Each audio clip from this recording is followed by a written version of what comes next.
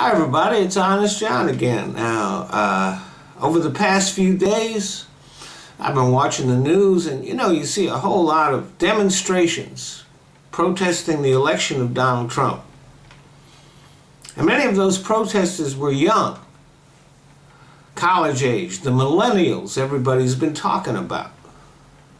And as I passed by the camera, I couldn't help wondering how many of those protesters bothered to show up to vote.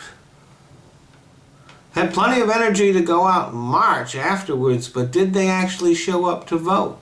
The statistics say that a lot of them didn't. Or how many of them cast principled votes for Gary Johnson and Jill Stein? I wondered how many of them were part of the Bernie or bust crowd. How many of them had been insisting that both parties are the same? Well, they're not. And just how different they are, you're about to find out. And women, you were supposed to propel Hillary Clinton into the White House, and you failed to do that. And you will pay a price for that. You are going to lose your right to choose. It won't happen right away, but it will happen.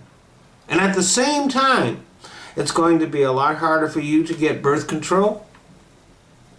If the Affordable Care Act is repealed, it's going to be a lot harder for you to get health care of any kind. And you can forget about getting it from Planned Parenthood because they're going to be defunded.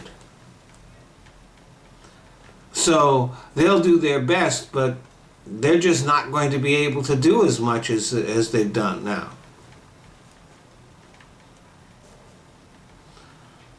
So you might not be able to afford to have a baby, but you're not going to have any choice but to carry it to term, even if that'll kill you.